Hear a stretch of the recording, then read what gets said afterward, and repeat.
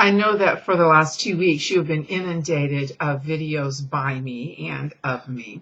So this week I'm not going to go through the last 8 chapters, chapter by chapter, but I'm going to recap it and point out a few things that I think are important and allow you to draw your own conclusions. One of the reasons why I'm going to do this is I'm just saying the same things over and over and over again. And at this point, I would be just reiterating points that I have made before. So let me begin and give you a few tidbits of information.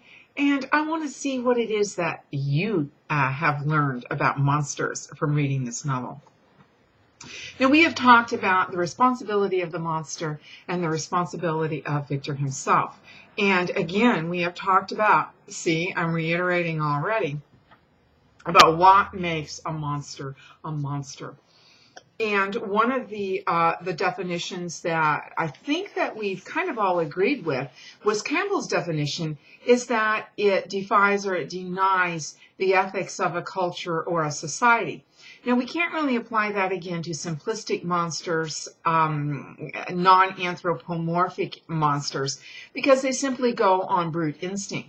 But for the thinking monsters, Frankenstein's creature, Frankenstein himself, vampires, and monsters of those type, they do certainly fit into that definition.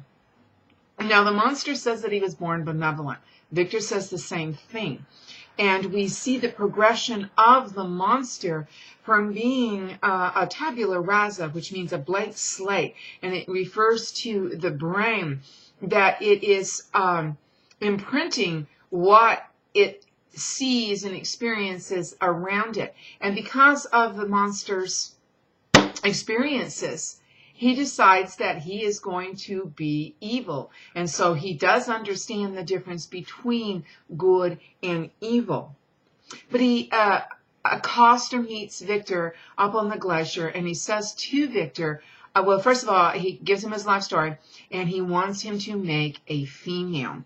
And then on in chapter 17, the creature says, I am malicious because I am miserable. Am I not shunned and hated by all mankind? And then a few lines later he says, just says to Victor, you would kill me gladly. You would not call it murder if you could precipitate me into one of those ice rifts and destroy my frame, the work of your own hands. And so the creature is saying, are you any better than I am? I have killed, yes, but you would be willing to kill me, your creature. And this leads up to the question of, does the creature have a soul? Because it is created by Victor, does it have a soul? And do other monsters have souls? What about Grendel? Does he have a soul? Think about it. And he goes on to say in that same paragraph, if I cannot inspire love, I will cause fear. And so the monster is reacting because of the experiences that he has had, which we already know. But he wants Victor to make him a wife. Now, we see many solitary monsters, but we also see monsters who seem to have a love for at least their own kind. And again, think of Grendel. Grendel could be a type of Frankenstein's creature. Grendel's mother is outraged when he dies, and she goes and she seeks revenge. Is this a love for Grendel? Is it just a desire for revenge? And so yet, even though we see the solitary monsters, there are also monsters who seek companionship and seem to have some sort of at least familial love. The creature is one of these types of monsters. He wants a female to keep him company, which is a basic human emotion, but we also see many animals that are pack animals, dogs, for example. And Victor says, a few paragraphs down, I thought of the possible consequences of my consent, but I felt there was some justice in his argument.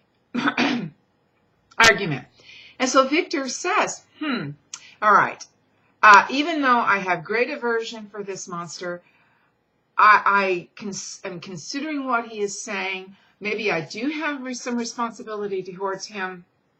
And a couple of lines later, did I not, as his maker, owe him all the portions of happiness that it was in my power to bestow? Now, this is also making a comment about deity in and of itself, because Victor has put himself in the position of being a god.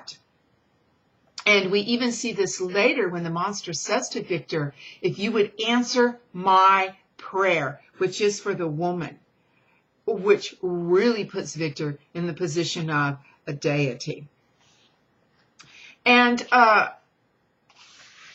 Victor decides and acquiesces to his creature's demands. And he begins to think about how he is going to accomplish this. And he grabs Clerval, and I don't mean he actually grabs Clerval, but they go traveling. And his father discusses his marriage to Elizabeth and asks him, if, do you look upon her as a sister? Maybe you don't want to marry her. But he does. But first he has to take care of his duty towards his creature. So he and Clerval go traveling. And there's a lot of foreshadowing here, and that he's moaning and groaning about Clerval before Clerval even dies. And at this point, you should know that Clerval is dead. And he also needs to consult with his colleagues and recreate the methods that he used in order to make his creation. And I'm going to stop there, and I am going to continue in another video.